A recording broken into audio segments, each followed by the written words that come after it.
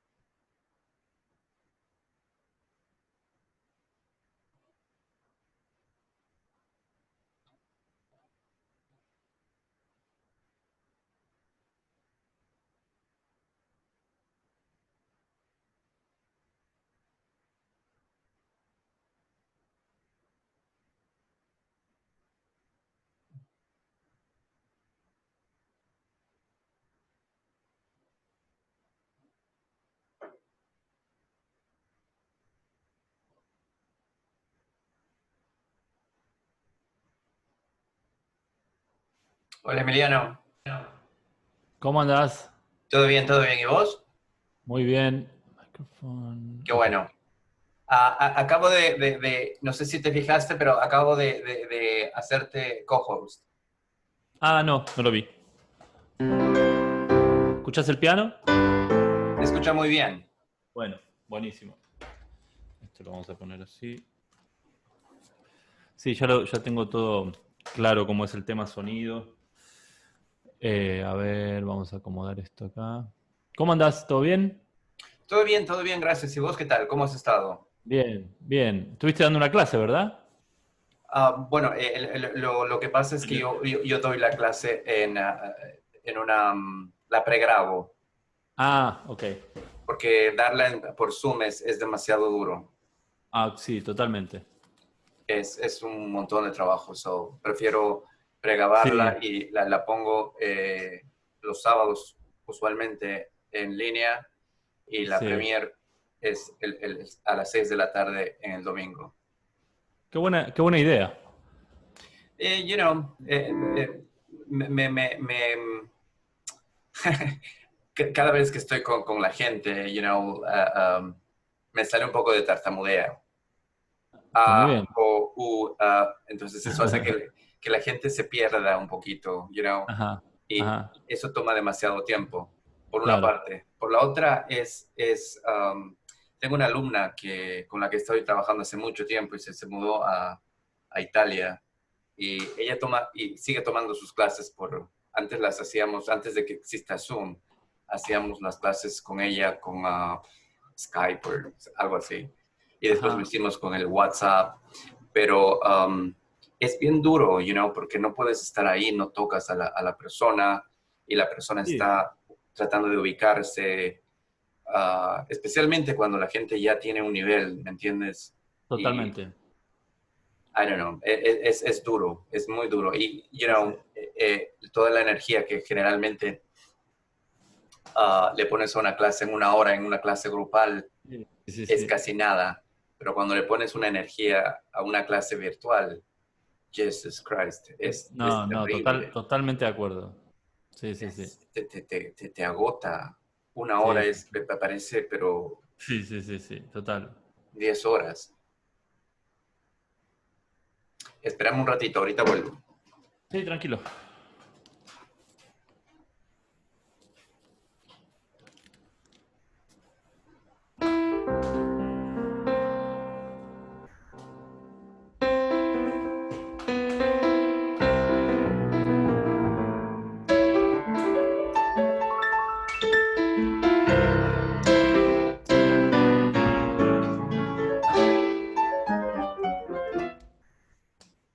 ¿Y cómo van las cosas en Nueva York? Bueno, la ciudad se abrió, se está como si ya pasó todo. Oh, really? Pero bueno, sí, everything is opening and gotta meet someone there.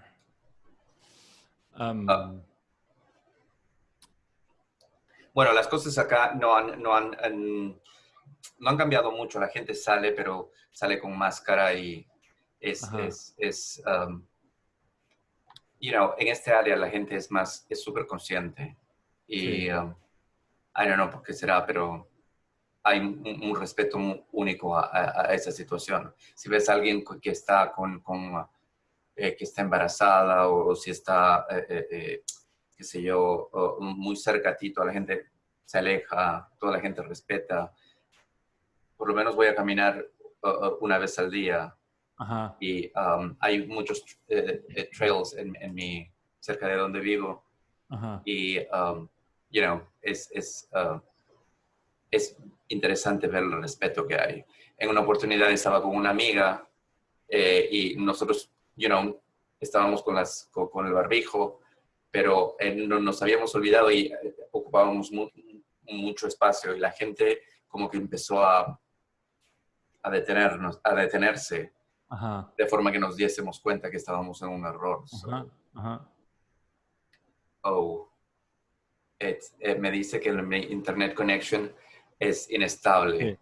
Sí, ahora está mejor, pero recién se estaba cortando. Ok. Sí, pasa que en mi barrio no se puede tener una conexión mejor. Y esta es la conexión. So, I'm glad que que te hice el co-host. Sí, de claro. forma que Cualquier si cosa yo me pierdo... retomo yo. Exacto. Sí, no hay problema. All right, we have a lot of... I'm going to start speaking in English because there's a lot of are arriving already. Hi, everybody. If you want to say hello, please activate your mic. Hi, Sylvia. Hi, Sylvia. There you go. How are you, Julia? How are you, Julia? I'm fine. In this screen, I only see ICS Eventi. Hi, ICS Eventi. And hi, Sylvia. And Rishauna. Hi, Julia. How are you? Hi, Julia. How are you? Hey, how are you? I've seen pictures of you doing some biking around. Yeah. That we did 3 days in a row. That's good. How's that going? With 90 degrees. 90 degrees. Yeah, Oh, today was today hot. was a little bit, Yeah, today was not so. but well, now it's good. Now it's It's got rain, small rain, and Yeah. now it's pretty comfortable outside. We are in, we are outside. And I usually, there is a very strange echo. But Yeah. anyways, I don't know why is that. I don't know why is that echo. oh, we can stop the mic. Maybe that one. And no, it's not your mic. Hello? Yeah, Oh, it was actually. Yeah. So we're going to try to use the mic only when we are talking. Then we're going to try to mute it, please. So I was saying that it's very interesting that in the trails. We lost Rene. Oh, can you hear me now?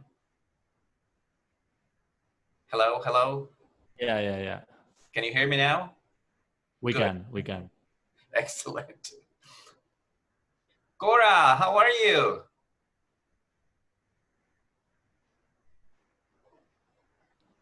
She's probably connecting the audio. Hi, Cora, how are you? Oh, I'm doing fine. It's nice and toasty in Hawaii. Oh, you're in Hawaii? Yes. I'm in you connected to Honolulu. Hawaii. Yes. Oh my God. I want to be there. Well, Cora, welcome. Welcome to virtually traveling to the Washington D.C. area again. So nice to have you. Oh, nice to be joining you. Thank you for making the arrangements. Oh no, Looking it's my forward to this. pleasure. This is the second time that we're going to have Emiliano. Most of us already know him. We have tasted his music, and you're going to be enchanted because he's a really good pianist. Great. Well, we have a Facebook group of our Oahu, now for the island of Oahu, which is mainly Honolulu, of tangueros, and I posted, and one person said they're interested, so hopefully she'll be joining. Thank you. Well, thank you so very much for being here, Cora. Oh, my pleasure. Excellent. So I was telling Ilya and Yulia that whenever I go to walk, I usually use the trails, but you go very far away, right? Well, on a bicycle, the farthest we went is Harper's Ferry. Yeah. To where? To where? Harper's Ferry. Oh, Harper's Ferry. Oh, Harper's Ferry. Yeah. But we started in Monocacy Aqueduct, and we rode bicycles up northwest, and eventually went to Harper's Ferry. The footbridge though is broken right now. The train derailed in December, and the footbridge doesn't work. So if you want to reach Harper's Ferry, you have to take the 340 and get through two bridges, over Potomac and over Shenandoah River, and then we got it. That was a week ago. This week we stay on this coast, on this shore. So you drive all the way? Drive all the way? No, we get to Monocacy Aqueduct. That's about maybe 15 miles from here. Oh. And we took bicycles from there and 20 rode miles. 21 miles. 21 miles. Oh, I see. Oh, I see. All such a nice wood trail. It's all trees above, so it was 93 degrees or 95 degrees on Friday, but that was all right inside, in the forest. So. Oh, great. And then and then we took a swim in Potomac River up there. Wow. Wow. Yeah, I've never done that. I've never done that in the 13 years that I've been Well, she's got a flat tire, so we had to replace the tube anyway. So we stopped in some kind of shadowy area, and there were some other people taking the dips right there. Not too deep in the Potomac River there. A lot of people like on tubes. There's the neck. Hi, Pablo. Hi, Pablo. Hi, Anna. Hi, Anna. Hi, Cheryl. Hi, Cheryl. Where are you, Pablo? Where are you, Pablo? What do you think I'm at? I'm recognizing the place. Pablo is at the Glen Echo Park.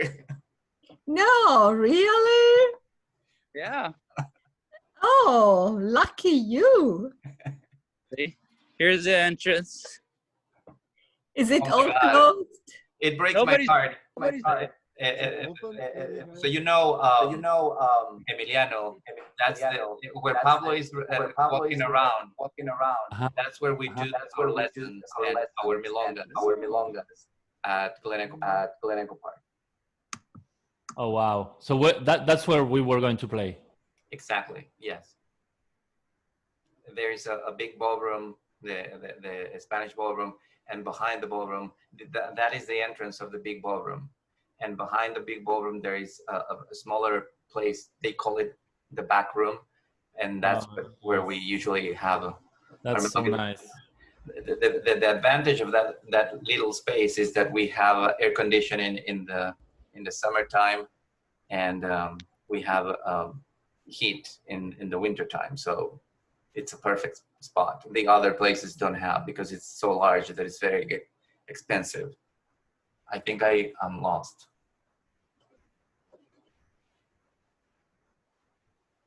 Jesus Christ.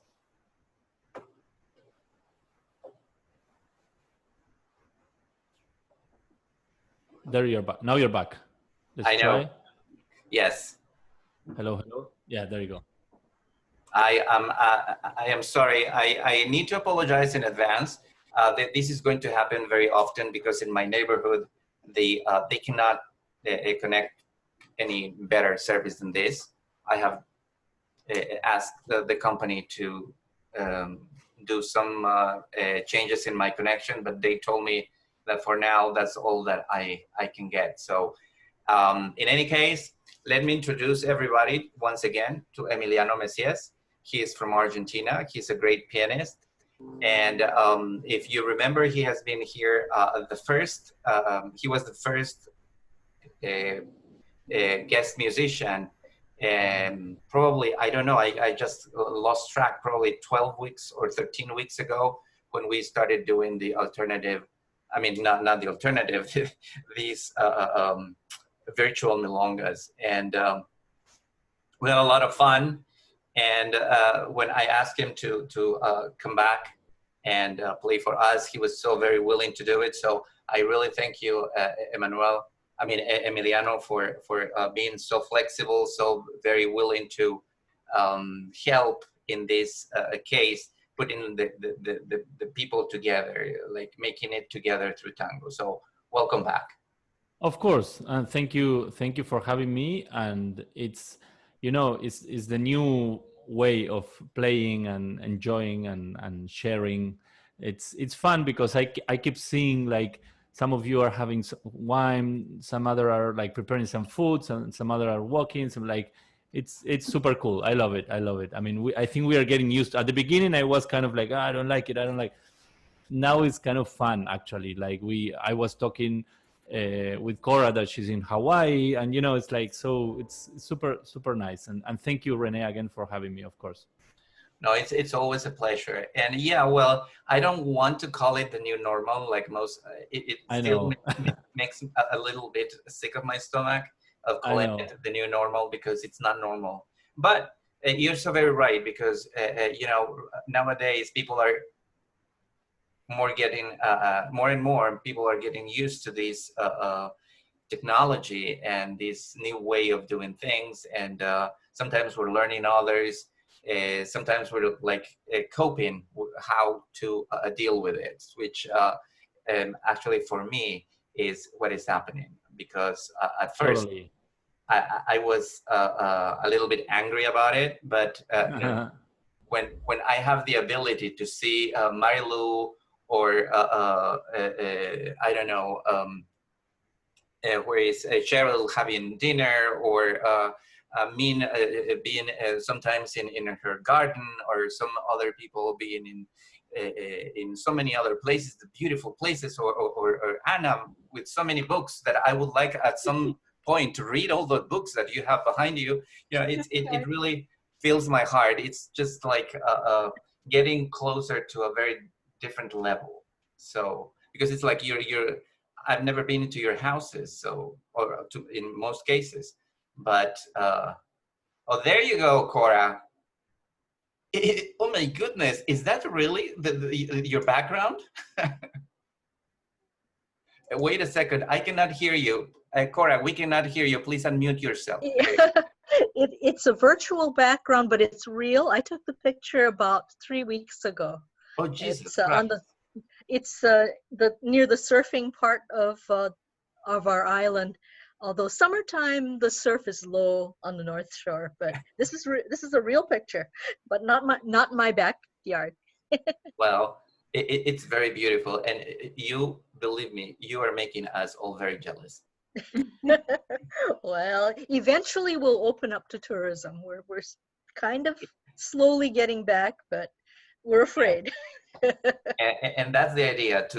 That's the reason why we are here together, to be hopeful, to be looking forward to that day that is going to come sooner than we expect, I hope.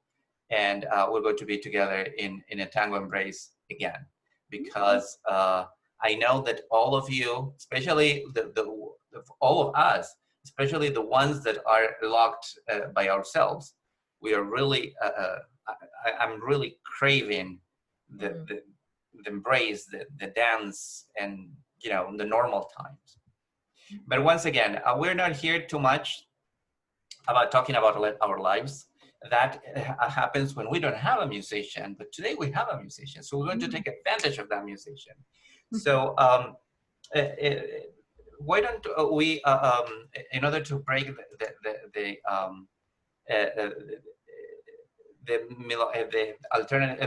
alternative, I keep saying alternative, the virtual Milonga, Emiliano.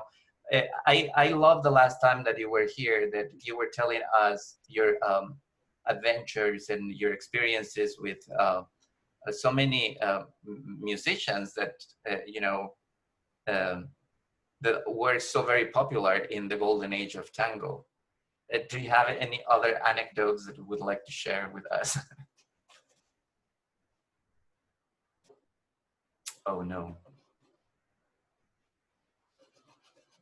Never he's back. There he's back now. Go. Yeah. Go ahead, Rene. Sorry. No worries.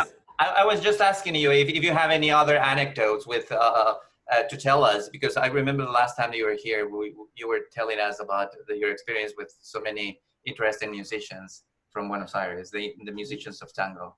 Yeah. Well, I have a lot.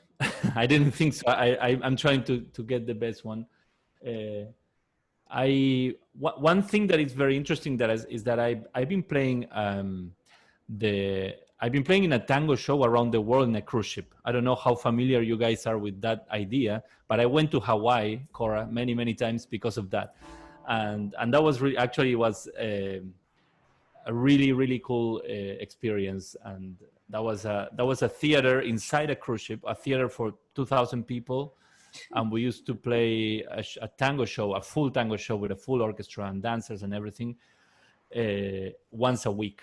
So that made me the possibility of traveling around the world everywhere for a couple of years. So that was I have lots of stories, because the interesting thing about that is that you have to think that the audiences and the cruise ships are completely mixed. You have people from everywhere around the world. So something that always surprised me, because every night you have a show, and the tango show was just one night a week, and always I was surprised how the people, everyone will react to the tango show amazingly. They always love that music, they always love the dancing, they always love the culture. Even people will be like, I want to travel to Buenos Aires now, I fall in love with the city. It's interesting how it's so particular for every culture, because then the next day probably there was a singer and not everybody liked him, or the next day it was a juggler or something like that. But when the tango show was there, everybody was like amazed. So that was something interesting about my experience playing tango show on board a cruise ship. The cruise ships are for like 6,000 people. They're like huge. And what was the name of your band? The Tango Pirates? Yeah, right. The show was called Tango Buenos Aires, of course. And I was just making a joke. Yeah. Well, actually, we were, we went through the Suez channel, sorry, and we had actually, I didn't know the pirates actually exist nowadays. They do. I didn't know. We had a training, and we're like, okay, we're gonna pass through here, and you gotta be, careful, because we can be followed by pirates. And I was like, are you kidding me? It's like, is this real? And it is. So we were lucky, because usually it seems like pirates attacks whenever they want to attack, they attack cargo ships and not cruise ships, because cruise ships are 6,000 people. So it would be very difficult for them to manage. So yeah, but that was a funny moment when I thought they were kidding, but no, I mean, we had a big training about that. Yeah, I think by the time I moved to this country, I moved in 2018. I came in 2017, and I tested a little bit of the waters, and there was an increasing need of tango instructors, at least in this area, and in New York, where I stayed for most of the time. And the funny thing is that when I moved, this is in 2018, I got this proposal of this company offering me a job as a tango instructor in a cruise ship. Oh, wow. Yeah, and it took me a while to because there was a contract to sign. It was a very long time. There was a lot of restrictions about it. The money was very attractive, but I decided to stay in terra firma. Good. So probably it would have been a very interesting adventure. Oh yeah. Yeah, I can just imagine that being in a ship for I don't know how many times you did, for how long did you do that, but I'm positive that you have probably thousands of anecdotes, because every night is different, right? Millions. Yeah, millions. Yeah, because contracts usually are 6 months. So you are on board 6 months. That doesn't mean that you can get off. You get off every day, because the ships it sails at night, especially. And then you arrive in the morning very early, and the ship docks for the whole day. So you just go out and do whatever you want. But the interesting thing is, like, every day, like your window, for example, the landscape of your window changes every day, because today you wake up and you're in Barcelona, and tomorrow you wake up and you're in Mykonos, and then you wake up and you're in Italy. So that's really cool, something that I really enjoyed. But I love traveling. That's why I enjoyed it. It's not for everyone, of course. Nice. The only thing is that I would not like to wake up to a window that is showing snow. Oh yeah. We're in the North Pole. I would not like that. Uh-oh. Am I frozen again? Yes, I am.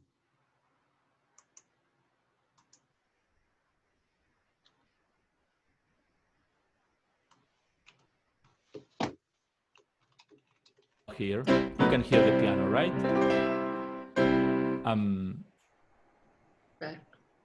Well, the first thing that I want to play is a tango that is my favorite tango.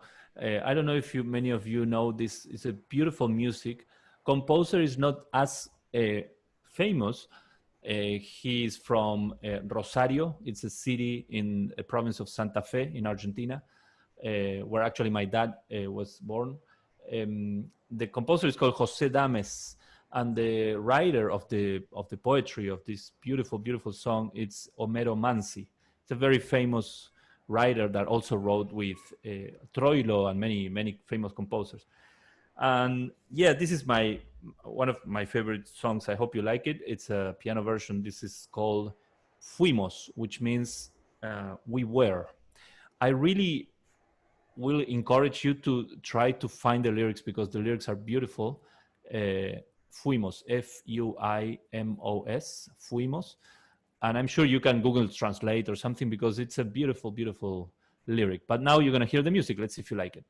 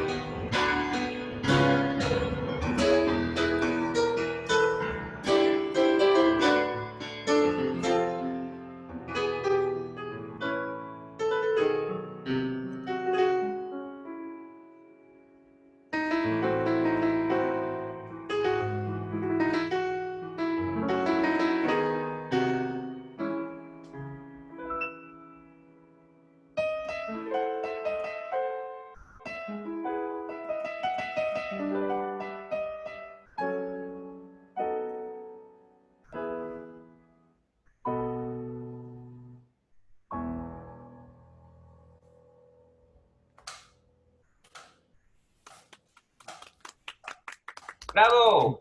Thank you. Hope you like it. I love that song. And when I'm playing that melody, I'm hearing the lyrics. That's why also I was telling you that you should check for the lyrics.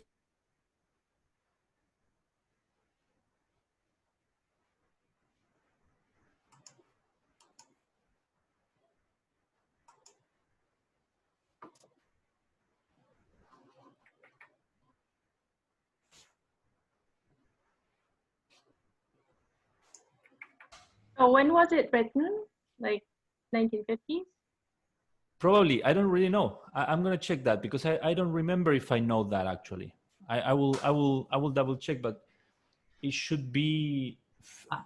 I think it's by the. I'm not really sure. I'm just doing this by the way that you play the piano. I'm thinking it's like a modern tango. I am guessing it's like probably 1940 something, 45, 42, probably something like that. Homero Manzi has one of. I mean, he was such a great composer. One of my favorite tangos is composed by him. I mean, one of the best tangos that he has is Tu pálida voz. Oh yeah, totally. That's totally. a very interesting. Yeah, definitely. Oh, he has many beautiful lyrics and yes, songs. He composed with Aníbal Troilo. He composed a beautiful valse that it's Romance de Barrio. That is a beautiful valse that I can play for you guys if you want. Of course, we want. Let's play Romance de Barrio. Beautiful. And just for everybody to know, I searched for the lyrics in English of the first tango that Emiliano played, Fuimos. And that means like we were, like in a very abstract way of saying we were, like we had a past. And I'm not really sure about the translation because I just copied the first one that I found, but I hope you can understand a little bit of that. Please go ahead, Emiliano. Oh, nice. All right, let's do Romance de Barrio.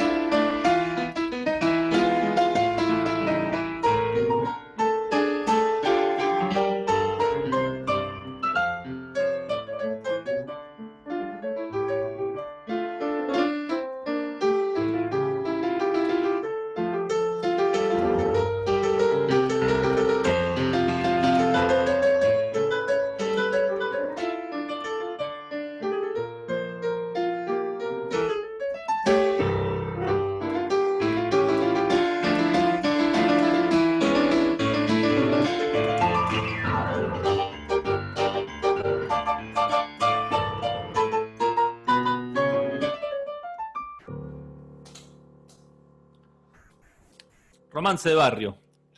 All right. Fantastico, fantastico. Please, if you want to say something, unmute yourselves because you're all muted. So to cancel the echo. I'm positive, I was saying that everybody, qué ganas de bailar. Antes que me olvide. Well, you can dance. You can dance. Yeah, with oh, I'm sorry, I got frozen again.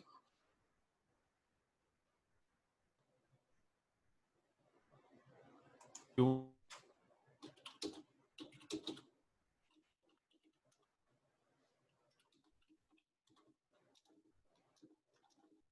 can dance. I in another virtual mix. It's the same for me. That need. I don't dance, but I play with musicians next to me, and it's kind of the same feel. I miss that so much. The other day, Raúl Jaurena, a bandoneon from Uruguay, he called me also to say that. I was like, I miss playing with people. I miss having, but well, that's what we have so far. Right, and I was telling before I got frozen. I was saying that probably a lot of people, and I love this sharing of information, this education that we're receiving through these events, is that people are learning a lot more about the music. Probably Cora was writing on the chat that she probably at the moment that she heard the music, she immediately recognized, and she said, "Oh, there's a lot of people that play that tango, that waltz in Honolulu," and you dance so many times that you don't have any idea of what's the name of the song, and now we know that it's Romance de Barrio, which means the romance of the backyard. I mean, no, not the backyard, but the neighborhood. Yeah. Yeah, but barrio is not just it's not the same. It's not the same. That's true. Barrio is kind of like the faraway neighborhoods. Yeah, that's true. And what I like to share about Homero Mansi is that Homero Mansi was this very interesting gentleman that he probably was he had probably all the women that he could have, because he writes so very interestingly, and he writes everything that he writes is about romance. He probably was, like they say here, and speak easy, because he was very in his lyrics. His lyrics are fantastic. Yeah. Totally agree. Yeah, his lyrics are beautiful. His poetry just itself, and then of course he had the great composers next to him also, so then you get a beautiful song. Yeah, well, it's very interesting in the music that Homero Mansi produced. There's so many music that his name is there, but when you see the name of the musician is this obscure musician that nobody knows about it, right? It happened to me like in many tangos, that because I sometimes scratch too much, and it makes me actually read about that musician, and those musicians, especially the ones that used to write the music. There are so many of them that they never made it to like the spotlight. They never were like really famous, but they made really great productions of tango. Totally. Yeah. Well, for example, the one that I play at the beginning is not that famous. If you think of him, if I tell you the name, Jose Dames, not many people know him. And he composed around, I think he composed around 400 tangos, but only 3 or 4 became like quite popular.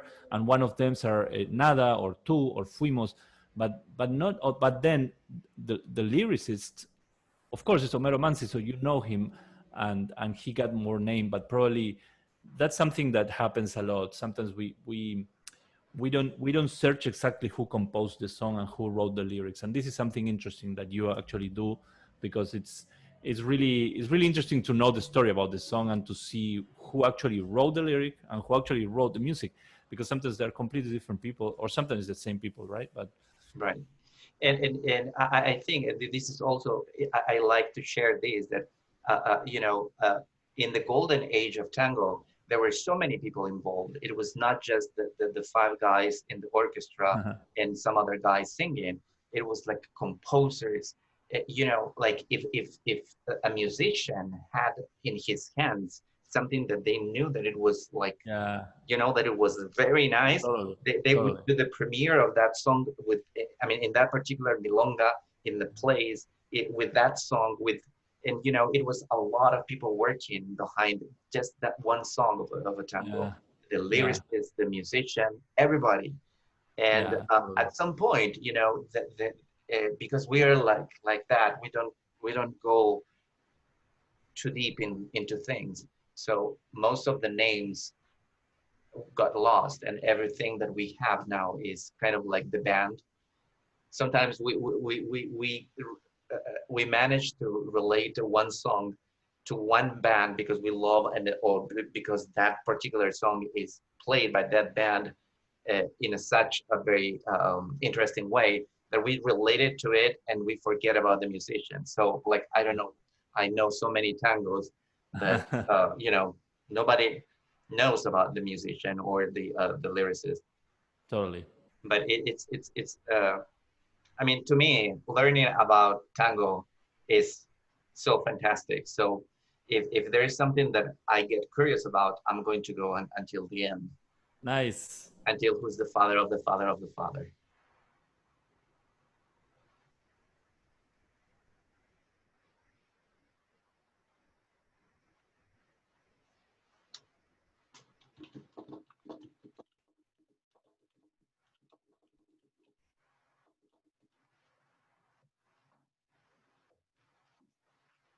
Do that's different in terms of how you play it, or what's your inspiration, or how do you like playing waltzes instead of other kinds of tango music? I'd be curious to know. That's yeah. Thank you, Cheryl. It's an interesting question because not long ago, somebody I have a student who's studying piano and he wanted to play a valse, and he asked me the same. And we think that valse in tango is something different or unique. I'm going to talk from the point of view of the musician, of course. Then Rene will give you the opinion about dancing. But the interesting thing is that tango itself, it's very unique in many ways of character. Again, from a musician's point of view, character, the way you play, the way you phrase, the way you interpret a melody, the way you, the harmonies, the melodies itself, the keys. Well, I could talk a lot about tangos. When it comes to a valse or even a milonga, especially a valse, what happened with the valse is that it's not necessarily unique, because actually could be any valse. You know, when you play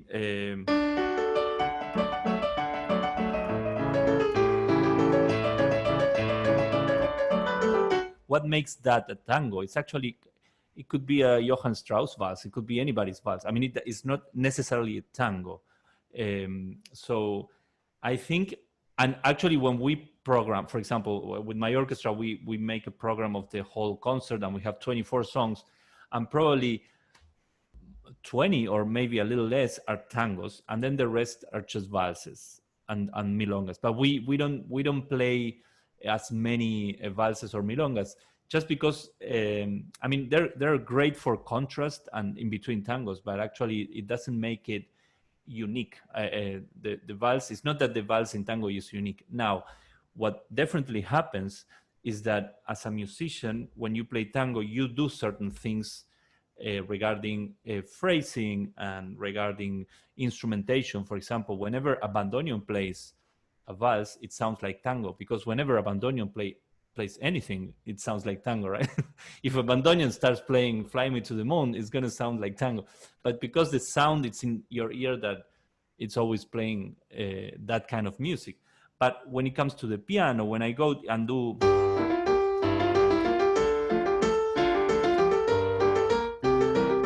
that's simply a valse. It could be any valse. It could be a European composer, not necessarily a tango specific. But again, I mean, we try to make it some little spices here and there that will make it more into tango. But the interesting thing about tango is this, is when you got like,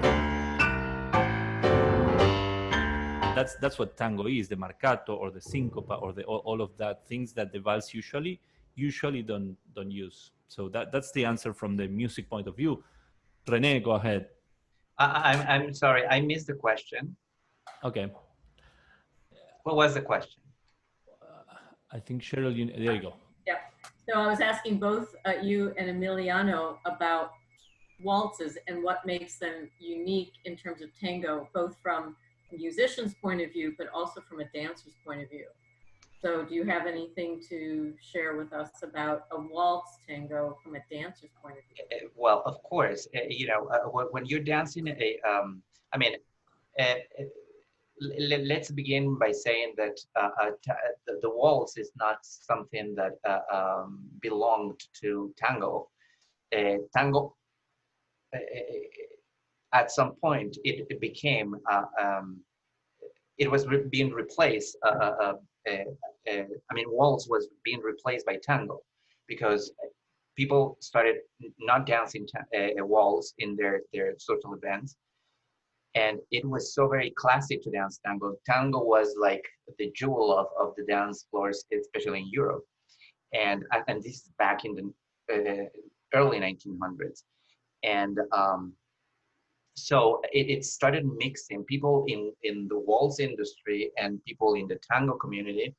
They started mixing things, and they found a wonderful way to, from 1, 2, 3, 1, 2, 3, 1, 2, 3, they transform it into 1, 2, 3, 4, 1, 2, 3, 4. I don't know if I'm doing the right count because I'm not a musician, but it's a fantastic way of doing it.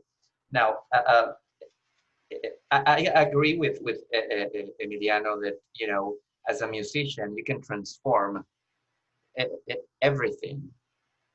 And as a dancer, from the dancer's perspective, the waltz is a different genre of music, but and you're using probably the same steps that you use in tango, but that those little changes that we're doing in the way that we walk, in the way that we lead, in the way that we respond to the sound, that's the reason why it's so exciting to dance live music, because the music that is being produced right there, you're able to change it a little bit, or you can go together with the musician.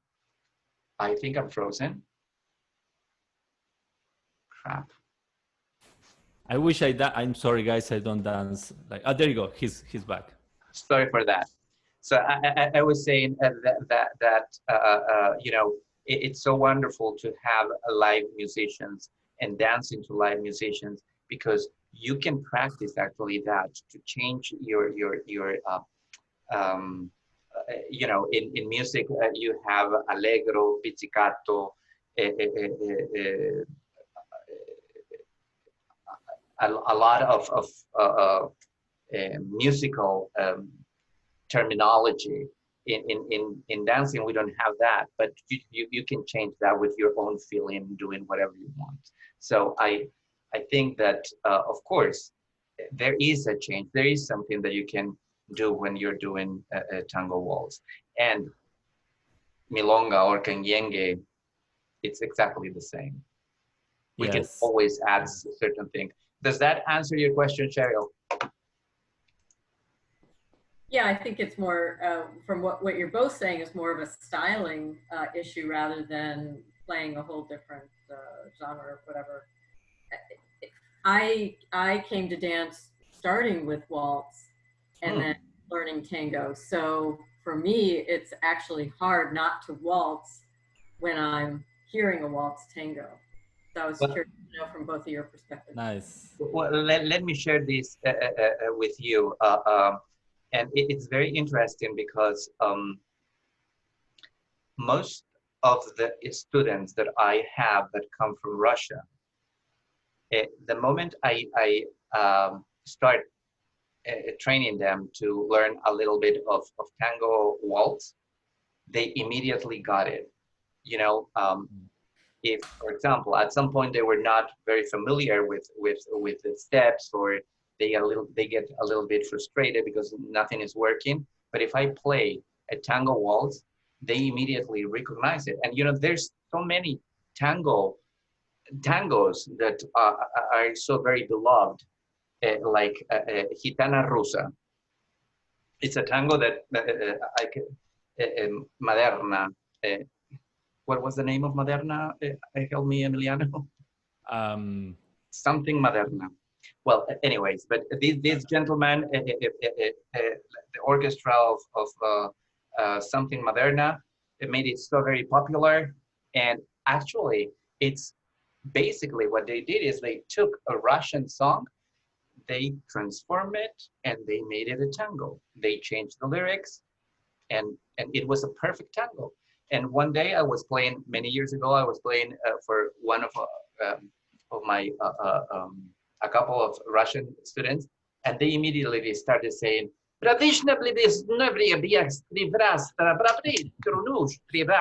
was like, okay, what's happening here? And they look around their CDs and they play the song, and it was indeed, they had it like a very old song in Russian, which is, I mean, it has nothing to do, because in the tango song is like in, oh no, I'm sorry, it's not Gitana Rusa, it's En el Volga yo te espero. Oh yeah, definitely.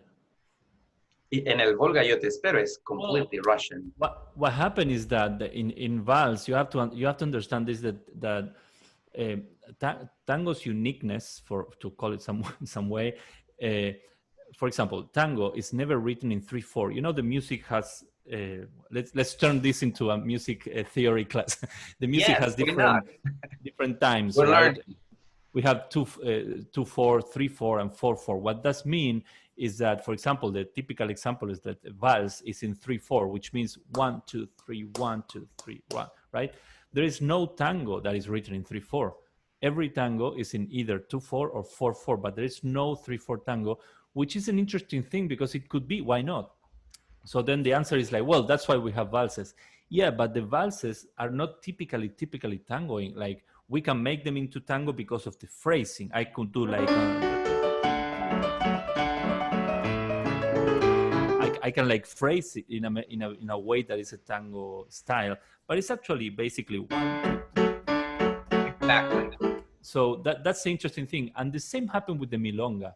If you think about the milonga, it's another in the same like group of, we have tango, vals, and now we have milonga.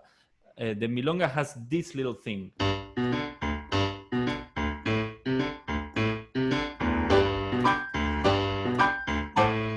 So there you have a pattern. Right. The structure. That is exactly. It's going to be the foundation for anything that happens on top of that. And again, that couldn't be a tango. That's a milonga. So you have these three rhythms, which are really interesting. The tango itself, with all its marcato and syncopa and all that character and all those little secrets. But then you have the vals, and then you have the milonga. That I think I should play a milonga. What do you think? Yes, let's do a milonga. It wasn't prepared. I just thought that it could be fun. Okay. Good. Go ahead.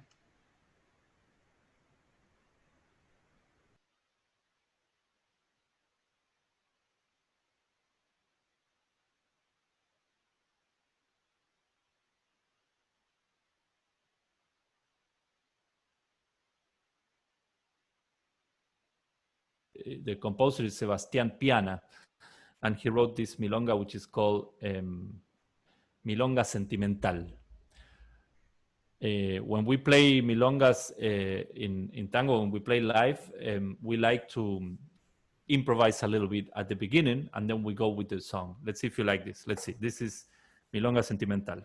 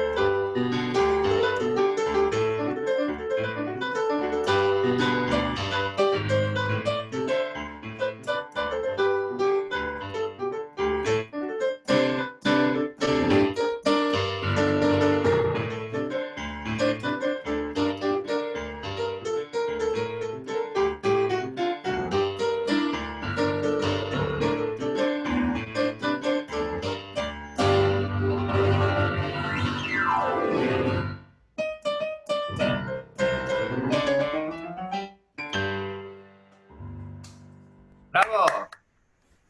There you go. Milonga sentimental, improvise completely. I know. I love that part of the ending, and I would like to actually ask all the girls, what would you have done with your legs? Well, I mean, in the last part when Emiliano did like go ahead, Linda. Tell me, what would you have done? You Please should do it so we can see it. unmute yourself, Linda, because we cannot hear you. Well, it would depend upon the lead, but of course, if I had a lead strong enough and that would let me do, I don't know what I call it a leg over. So you put left leg up, right leg down, left leg down. Yeah, but I love the way that when I asked that question, you were like this. Very good. Pablo, what is the report from Glen Echo Park? We're in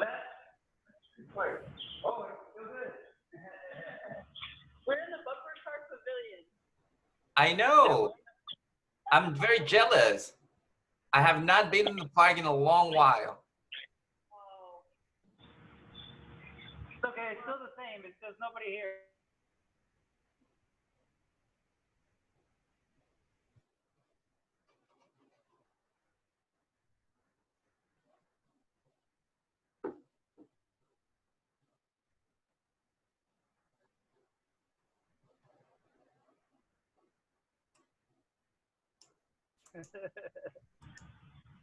There you go. Very nice. I'm on my phone, so it's a little hard. The connection might not be so well. So good. Yeah, well, I'm at home and I'm getting lost every now and then. So, well, for everybody, that's the Glen Echo Park waiting for you at some point. So very nice to see you, Karen.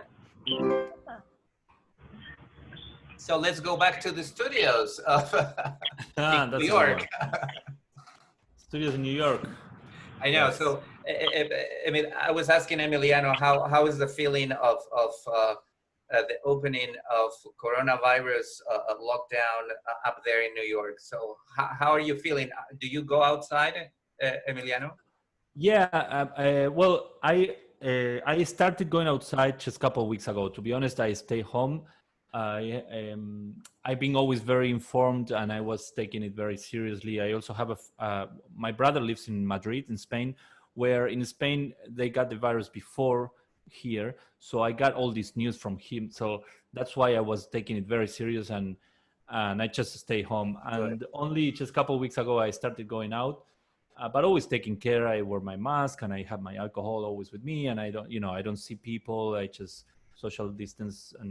But the city looks like very nice now. I feel like people are just going out and they're taking care. Some of them, not all of them, but I feel like many people were just craving to go out, especially because the weather starts being super nice, and I know they kind of want to forget. But I know, but you know, in so many it's funny areas, because we don't have a vaccine yet, and people are acting sometimes like we are, and we're like, take care, but well, I take care of myself, so that's what I can say. Well, you would think that everybody is capable of taking care of themselves, and that we are intelligent enough to do so. But I was just watching some videos that some guy took from Michigan, and they were having a party in the water, and or I don't know, so many people that are doing these parties to pay some money, whomever get the virus. That's so insane. But that's the reality. And at some point, I love to go to New York.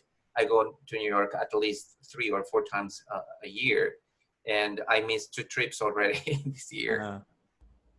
And I do tango, I do theaters, I do movies, and I love the city. I love the energy that city provides. And I'm not really sure though if I would like to see the city empty. because that would really break my heart. Well, it's really not. That's the truth. I mean, it probably was empty like 2 months ago, but now it doesn't look empty at all. Like people are really out. The only difference is like you see people wearing masks everywhere, but 80% of the people are wearing masks. But then it's actually kind of back to what it used to be. The only thing is missing, of course, is the shows, the artistic part. I mean, you can't go to movies or museums or shows yet, and it doesn't look like that's going to open soon. So we'll see. In the meantime, I don't know. I ride my bike everywhere.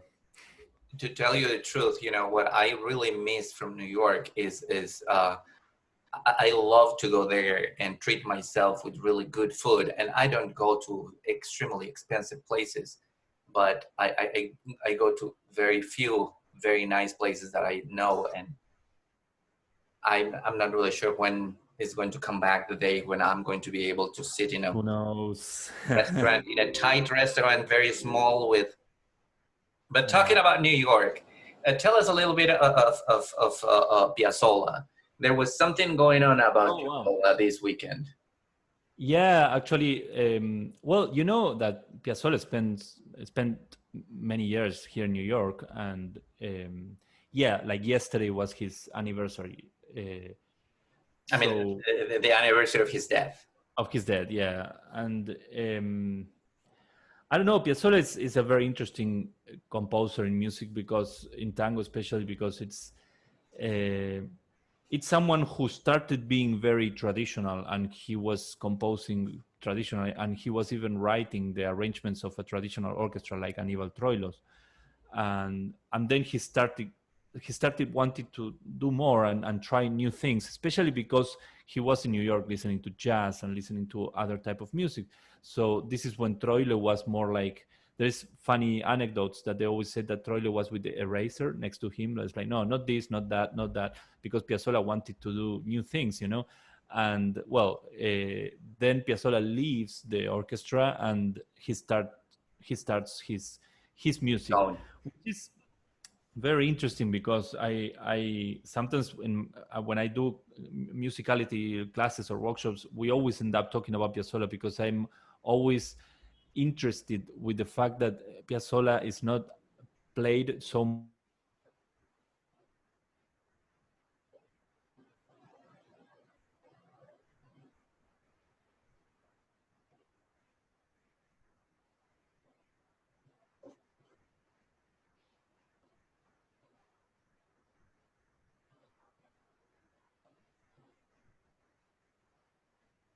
of that before he wanted to make all these new ads and changes. But then we can call him that he does tango or not. I don't think that care.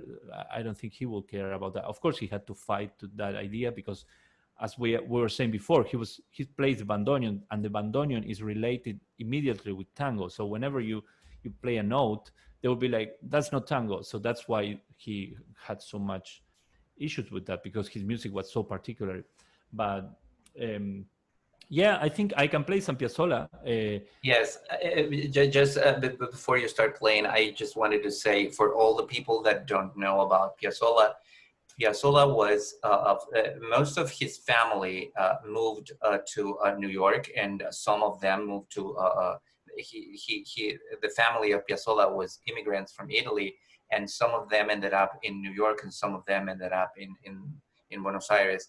And you know, when he was a child, he was moved to the family that used to live in Brooklyn, and he was exposed to jazz music that was like making these really changes in the music of all the world, starting in Brooklyn.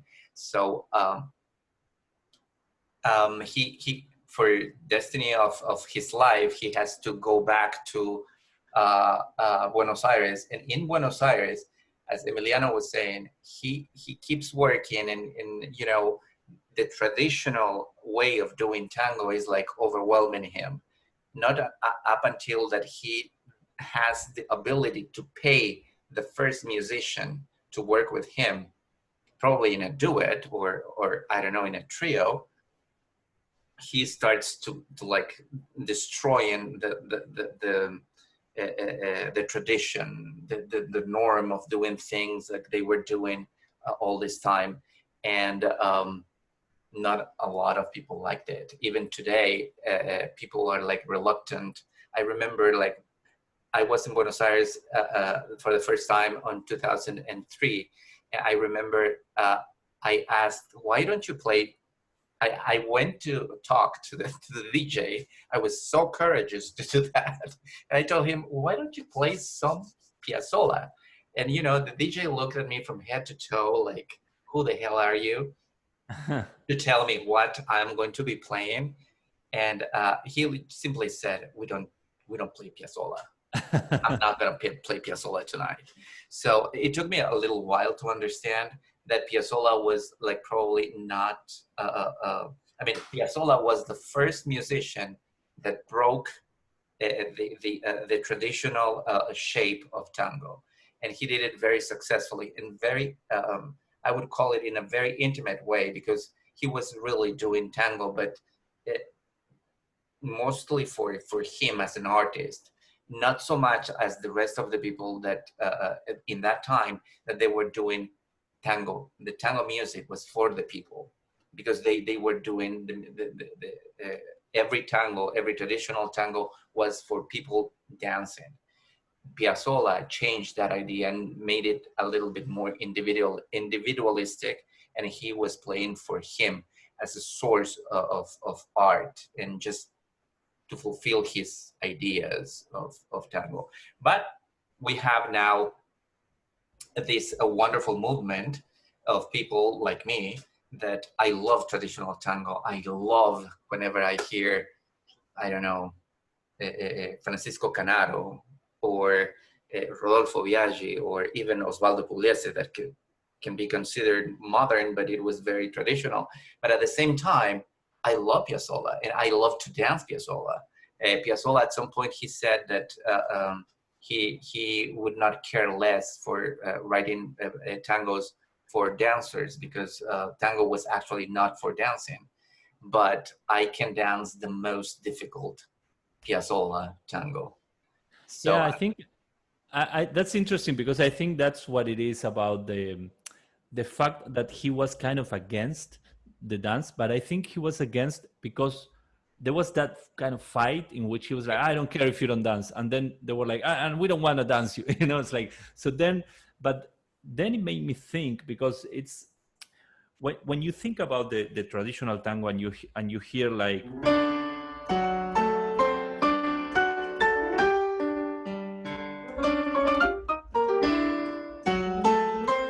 that this is D'Arienzo's Comparsita solo, or anytime you hear, that is what is called marcato in music, right? And this is what in tango, and this is why it's so danceable, right? It's kind of like pushing you to dance, right? yeah. But when somebody comes and does this,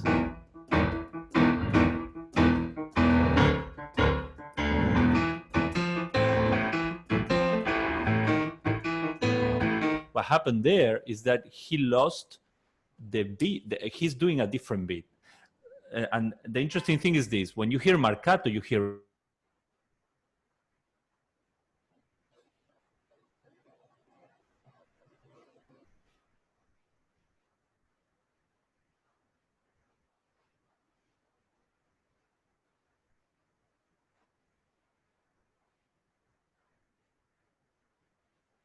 that he used so much.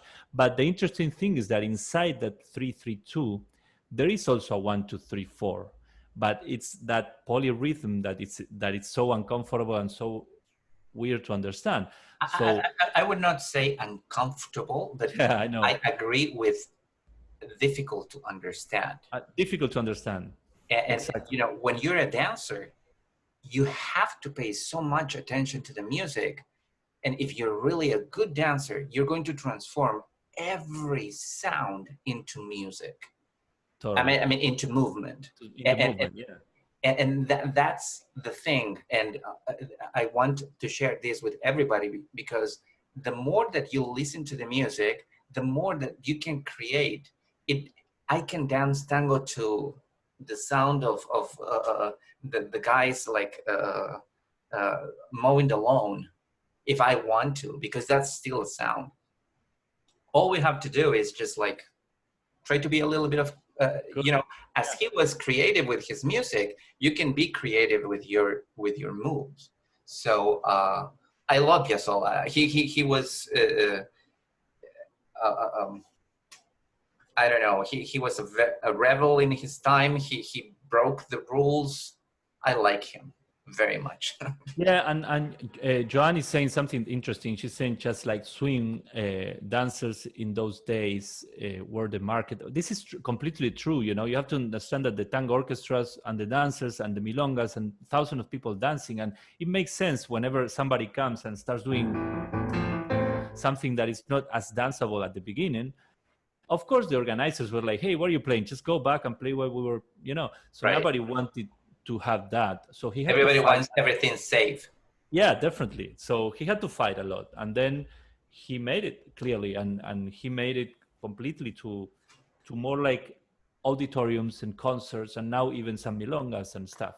Yeah, that's so very interesting, because, you know, most of the concerts that he would give in the United States, they were not in theaters. It was never in a place like, I don't know, or in a milonga. It was in university auditoriums. It was in city halls. It was in all these very cultural places that, you know, people like love the music because it was intellectual music.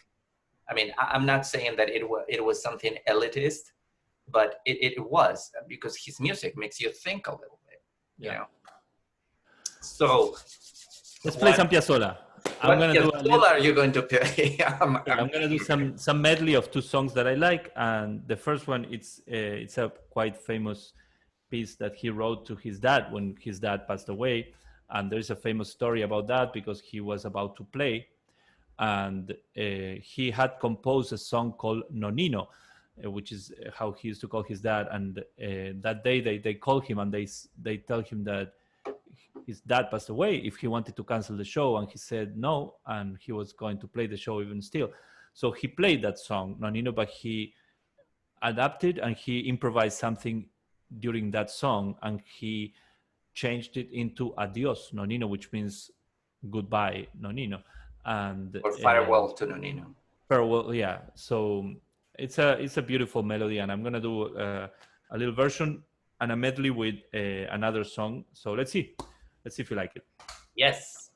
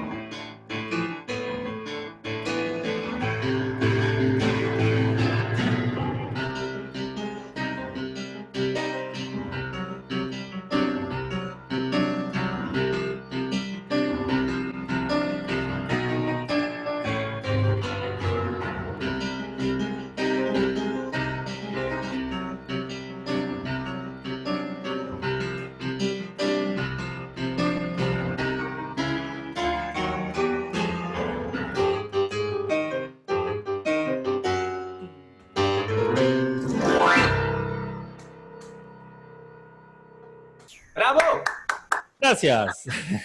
Thank you. That was Adios Nonino, and then I put a little bit of Libertango. I know, and Pablo and They were Karen, that dancing. was very cool. I love that. They were dancing there. Yes, the Glen Echo Park. I'm pretty sure. Have you ever been to the Glen Echo Park, Emiliano? Say it again? No, I can't wait. I really want to go. Well, the Glen Echo Park has a very, it's a park. Originally, it was an amusement park, but now Wow. it's a place where you dance, and they have these wonderful parts of the park that where Karen and Pablo were dancing is the bumper car pavilion. And actually, it was a bumper car area, like a really, those bumper cars Wow. in the amusement parks.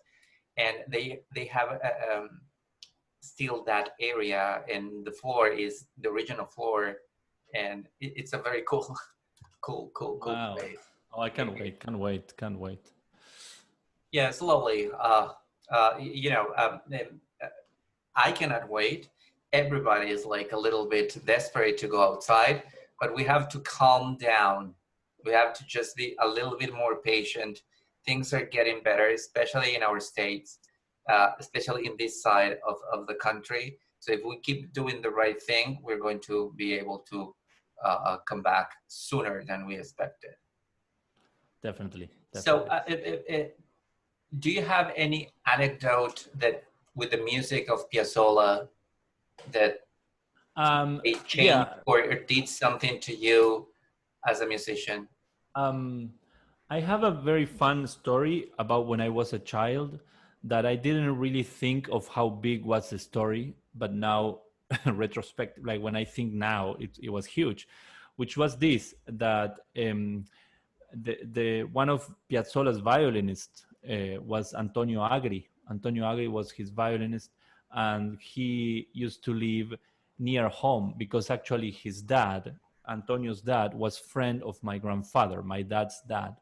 So I grew up having Antonio coming home a lot because he was a good friend of my dad. And Antonio wanted me to study violin, actually. And I was like probably 10 years old, 12. And I was playing the piano those years. I started very young. But he always insisted me that he wanted me to play the violin. And I really didn't want. But then one day he came with a violin. And he's like, here, this is your violin and you need to study. So then I started taking lessons with him. So I didn't understand how big was that. Nowadays, I play with like first-class violinists. And when I tell this story, it sounds like a joke because it's kind of like studying bandoneon with Piazzolla, studying violin with Antonio Agri. It's like, and I studied for a year with him. And I always saw him like a granddad, it's like a friend of my dad, and he was coming home all the time. And my dad has all the long plays signed by him.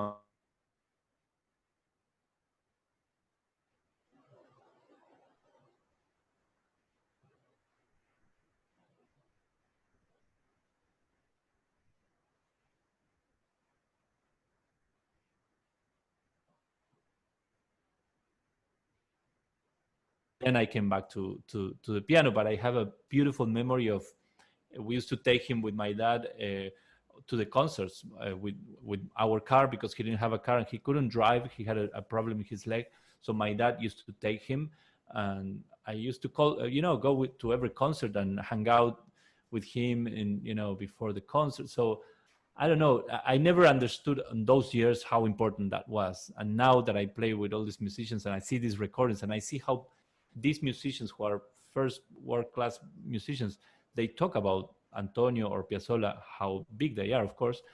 I always like, wow, I was a kid and I was so lucky that I could hang out with him and play and study with him. So that's something that I always will have. Well, my dad is online. Hola, pa. My dad is online. I just told, and he puts some heart. Anyways. Bienvenido, señor Messiez. Osvaldo, le decimos Buki. Buki is his nickname, Buki.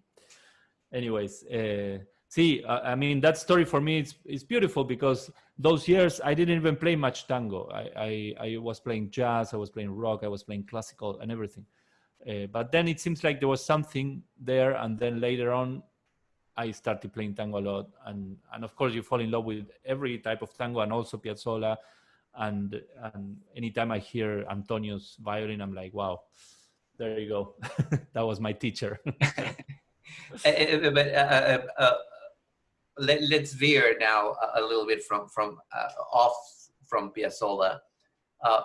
What is the tango that you really like to play, like in a personal level? Like you really love it because it I don't know, you not only because you like it and you can do something with it, but because it's like moves something inside of you. When it comes to when it comes to Piazzolla, I really like to play Adios Nonino, the one that I play, but especially because it's a bandoneon piano song. You can do it only with piano, but there is something missing always because Piazzolla's music, you want that sound of the bandoneon. So, but I really like that. Every time, you know. But I'm sorry, Emiliano, but I was asking you beyond Piazzolla. Oh, beyond Piazzolla. Oh, okay. Yeah. I thought it was, we were still in Piazzolla. Whoa, that's difficult. Let's see. I know, because the universe of tango is so great. So it's a very tough question. It's like if somebody would ask me, which is your most favorite song to dance? I have so many. It's impossible, right? Right. Well, I used to like a lot a song, and I like it, of course. It's a tango canción. You know, like it's more like a song, but it's a beautiful melody, and it's composed by a huge, very important composer in tango music, which is Carlos Gardel. Carlos Gardel not only was a singer, but also he was the composer, and he composed so beautiful melodies together with Alfredo Lepera, who was the one who wrote the lyrics. And there is a song that I always really, really liked. And funny enough, since we mentioned that we were celebrating Piazzolla's anniversary of death, unfortunately, we also were celebrating June 24th, Carlos Gardel, that he died in Colombia in a plane accident. Actually, this is a very funny story. I don't want to talk more, but this is a really interesting story that Piazzolla and Gardel met together. I don't know if you know, guys, but we are talking about the two very, very icons and very important tango composers. Carlos Gardel, more like a traditional, and Piazzolla, the new one. When Gardel was touring in New York, ran into Piazzolla. Piazzolla was a kid, and Piazzolla was playing the bandoneon already. And they actually met, and there's a funny story, but the funny thing is that then Gardel was here because he was filming a movie. So then he liked this little kid, and he was like, hey, why don't you come and do some extra, you know, in the movie? And actually, you can see that in the movie, Piazzolla being a kid, being like a paper boy, like selling a newspaper in a very short scene. And this is how they became kind of friends. And this is how Gardel invites him to the tour, to Piazzolla. And because they were flying later on. And of course, Piazzolla's dad was like, no, he's too young. I don't want him to go, you know? And then he didn't go. And funny enough, I mean, horrible enough, that's the tour that actually Gardel has the accident and the plane crashes and we lost Gardel. So we could have lost also Piazzolla. That's the interesting thing about that story, because these two icons from different generations, Gardel probably being 40 years old, I don't know, and Piazzolla probably 15. I mean, we're talking very different, but very important names in the tango world. They actually met. Of course, Gardel never knew how big Piazzolla was going to be, because Piazzolla was 15 years old and he was just, actually he made fun the way Piazzolla was playing the bandoneon. He said to him, you play like a gallego, you play like a Spanish boy or something like that. Yeah, well, not very well.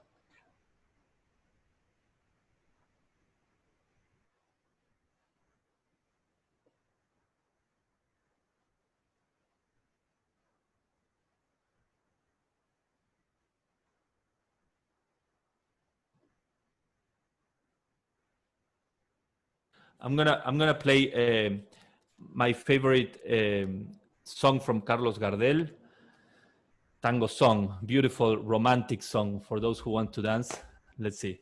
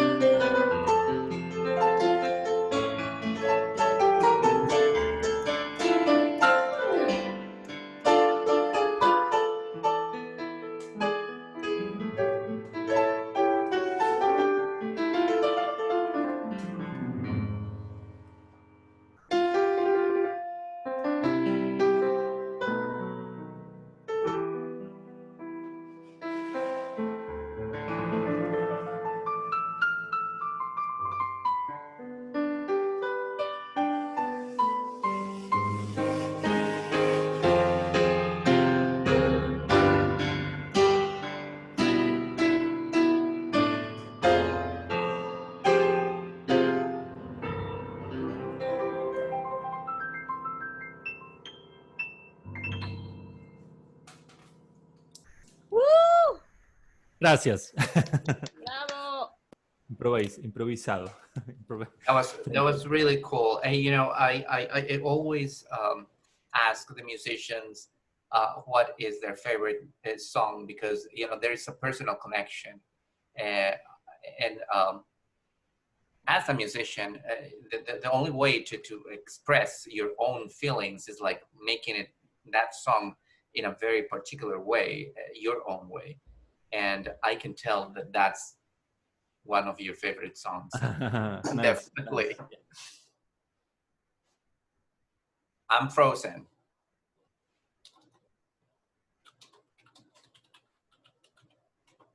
It always brings me home, and there's something there that I really like in that melody, and the lyrics also are beautiful. And so That's exactly what I was going to say, that the lyrics are very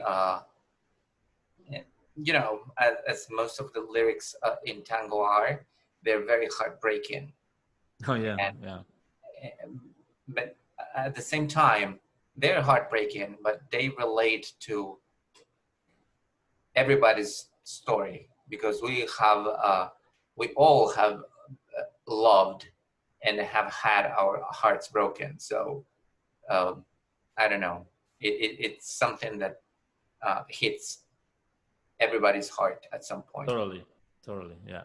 So please, once again, feel free to ask Emiliano any question, anything that you would like to know, anything that you would like to request.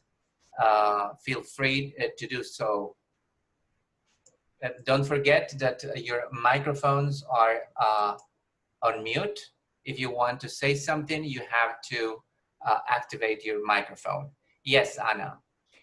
Well, I just want to thank you, Emiliano and Renee for organizing it. It was a wonderful concert, and I unfortunately have to leave now, but I would like to stay and hear more. So I can't wait to see you at Glen sometime. Come back, please. Thank you. Thank you again. Thank you so much, Anna. Thank you so much. Bye, everybody. Bye. Thank you. Cheryl, you have something to ask or comment? Yes. Emiliano, you mentioned that you play other kinds of music, jazz, classical, rock.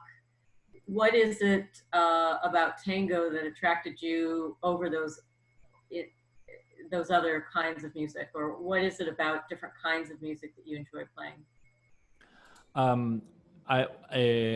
Not long ago, I had to prepare a class that ended up being a class that it was more for me than for students. And then, of course, because when you teach, you know, you're learning as well. And this was a workshop, and I ended up calling it "What Makes Tango, tango, because because what I wanted to know is exactly that. Why do I like to play tango, and why do people like tango, and why it's just because of dancing, or it's just.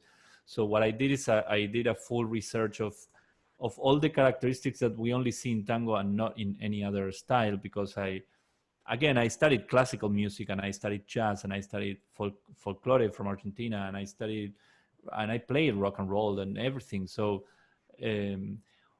I came up with lots of things that it was really interesting to find things that only happen in tango, like the way of accompany those marcatos, those syncopas, the way of phrasing the tango, which is very unique. You can compare it, and actually in the class I used to compare Goyeneche, which is one of the most important singers in tango, with Tony Bennett or with Frank Sinatra, or with, like, to see what do they have in common, because they were as big but in different styles.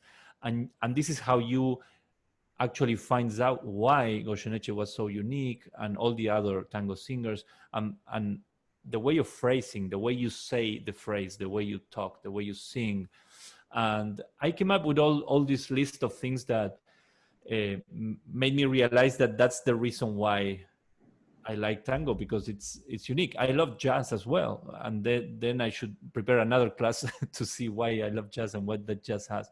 But in the case of tango, I would say all this way of phrasing and interpreting in a very unique way. Of course, I love the sound of the bandoneon, and I get to play with world-class, amazing bandoneonists, and that also makes it incredible, because it's that instrument you always only listen to it in a tango world. So that's why it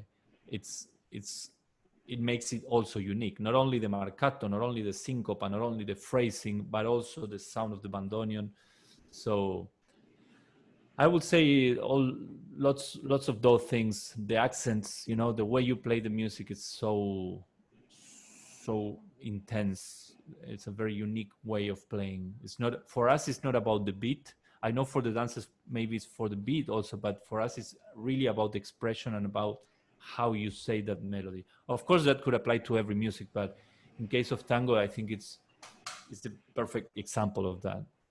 Can you play an example of the phrasing and in different genres of music to give us an example? Yeah. For example, okay, I mentioned earlier "Fly Me to the Moon," right? And fly me to the moon, right? That's the melody. And then when you hear Frank Sinatra, maybe in the first recording he did "Fly me to the moon," and he did it mostly how it is.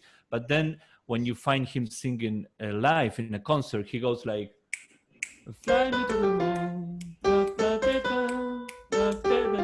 It's like, so he changed the melody a little, the rhythm. The beat is the same. Instead of being "Fly me,"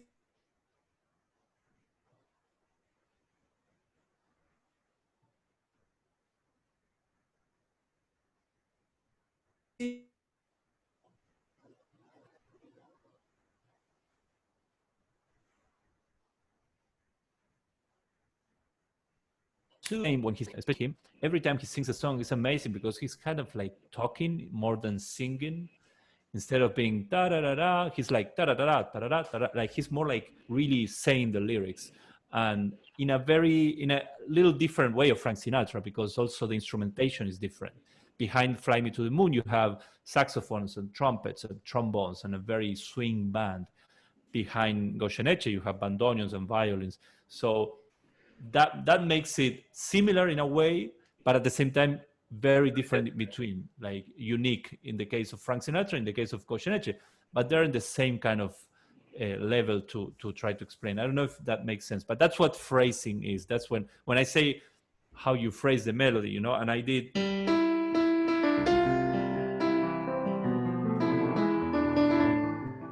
And then maybe I do.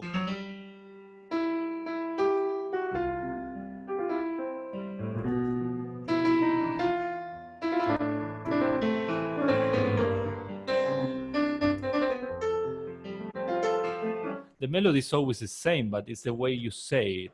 It could be very different, and that's the way you phrase it, basically.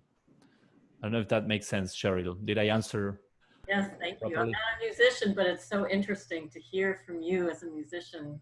Nice, thank you. Thank you so much. Yeah, it was really interesting that workshop that I ended up doing 2-3 weeks ago. We ended up talking about that and sharing a lot of examples, and it's interesting to find why tango is unique. I mean, tango is different from jazz, but why? And it has as many interesting things as the jazz has, and the rock and roll and everything, right?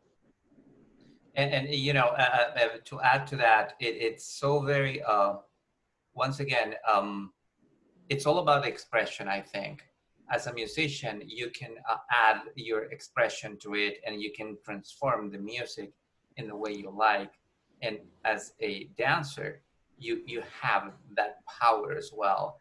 But the difference with a musician is that when you're doing this as a dancer, you're transforming everything, not just with your own body. You're transforming it with the body of your dance partner. So you know, that tells you that it's not that individualistic thing about just doing something and just do it for yourself. It's for everybody else as well. Because the moment that you do it for your dance partner, you do it for the rest of the Milonga or the rest of the people that are there. So it's very, very, to me, it's a very interesting, probably that's the reason why I dance, because it helped me think expression in a completely different way, because the only one I used before was the oral expression, which is very limited. But when you are able to express in movement, you have, I'm not really sure if I can say just, I mean, only 3 dimensions, probably you have more than that, but it's very, very interesting. Totally, yeah. I agree. Interesting. But and talking about interesting things, I know that probably this is my personal request on behalf of most people in the United States, because this tango is very well known and it's the #1 tango in the United States. I would love you to play some poema for us. Of course, yeah, definitely. Everybody knows poema. Let's play poema as a farewell song. Hopefully, there you go. Like it, and those who are there, I love those views. Some of them are gonna dance. Looks like. Okay, here we go with poema. Thank you, Emiliano. Of course.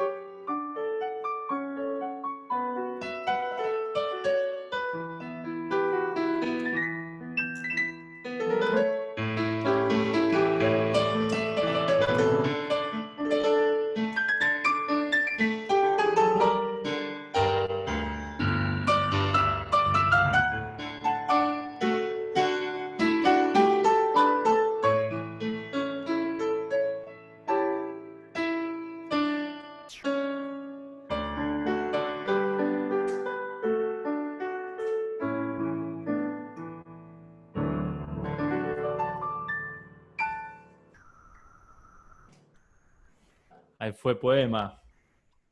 I know. Probably that has become my favorite over the years also.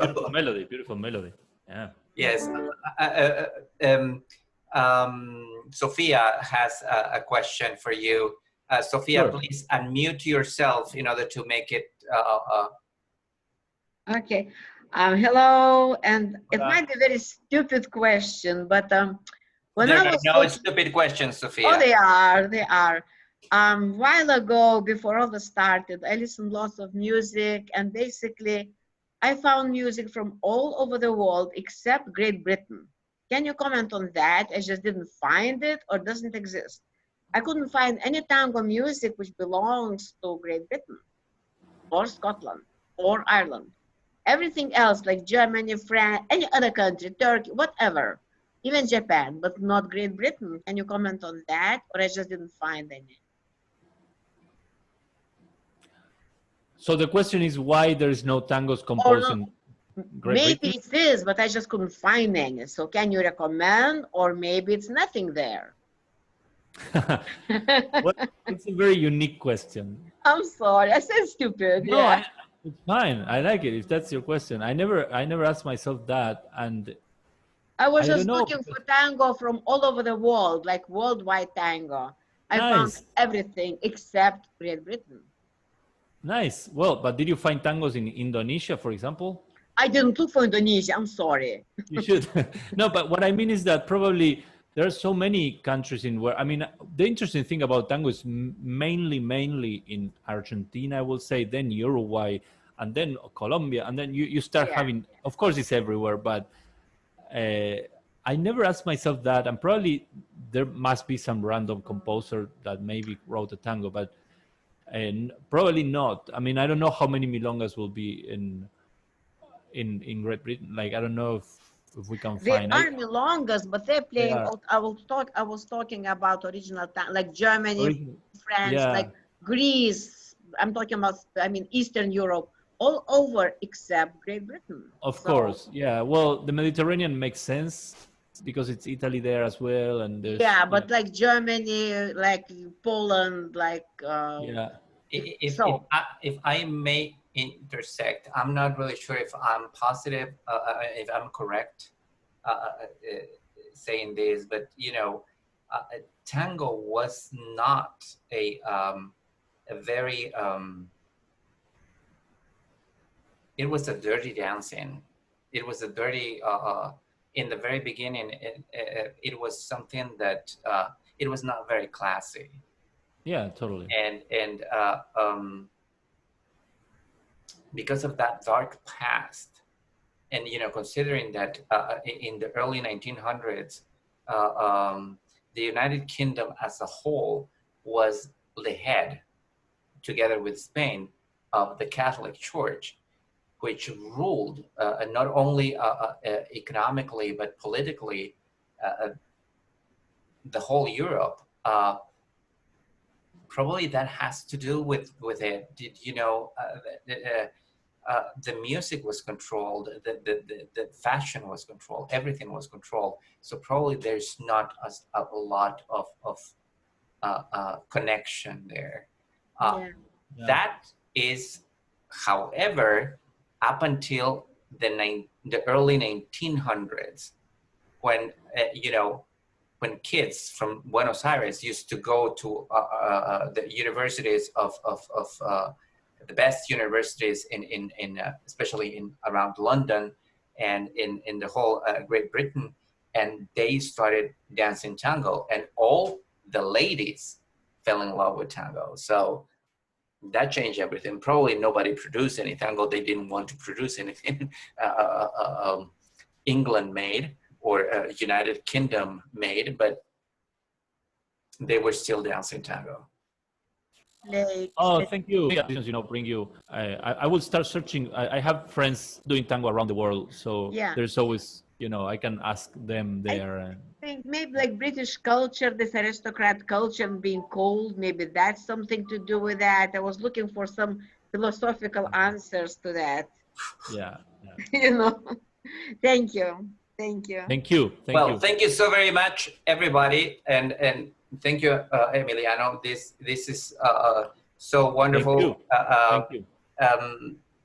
I feel that you feel at home, and that's wonderful because everybody else here in this room, in this virtual room, feels at home. So I hope you feel at home. Definitely. And I cannot wait until the next time that we can do this. Me too. We will soon. And thank you so much. Thank you, Emiliano. Thank you, Renee. Thank you. Well, thank you so very much for coming, everybody. And I sending you a lot of energy, sending you a lot of tango. Keep doing your exercises, keep doing your tango, and I will see you next week on Sunday, and we will discuss of all the things that we have done in the lesson today, and all of these wonderful things that we have learned tonight with Emiliano. And Emiliano, once again, thank you. It's so very great to have you here, and we cannot wait to have you like in real time. Me too, and hopefully that will be soon. Thank you, guys. Thank you. Thank you very much. Thank you, everybody. Bye-bye. Have a good night, everybody. Good night. Bye. See you. Thank you. Have a good night. Thank you. Bye, Karen. Bye, Pablo. Good job. Thank you. Bye, Ilya. Sophia, are you still there? Oh. Yeah, I'm still here. Yes. So, are we on for Tuesday? Yeah, but I mean, we have to think what we're doing. I don't care what we're doing, but we have to get together. Absolutely. So yeah, because Tuesday seems like a little bit cooler. Yeah. And if you're the most, I really sent you this link, and I talked to a friend of mine, they live in Colombia, and he said this park is much bigger than what you think. Okay. It's not it's a lot of entrances. So I'll try to connect with him because they are vacationing now, they're way out of town. I will ask him because I really want a waterfall. I'm into waterfalls now these days, you know. I know, that would be perfect. Yes, so let's talk Monday night. Yes. Which is tomorrow. If we can leave at 9 o'clock in the morning, that would be great. So for you, I'll try to leave at 8, okay? Okay. Just for you. All right, let's talk on You have no idea what kind of honor it is. You have no idea how much. You should really understand. See? All right. So, okay, let's talk tomorrow night. Perfect. Okay? Thank you. Have a good night. Wonderful, wonderful evening. You're so amazingly good. I think that's one of the best evenings I had, truly. Excellent. I'm glad that you enjoyed it. Thank you very much. Thank you. Good night. Good night. Bye. Bye. Bye-bye. Bye.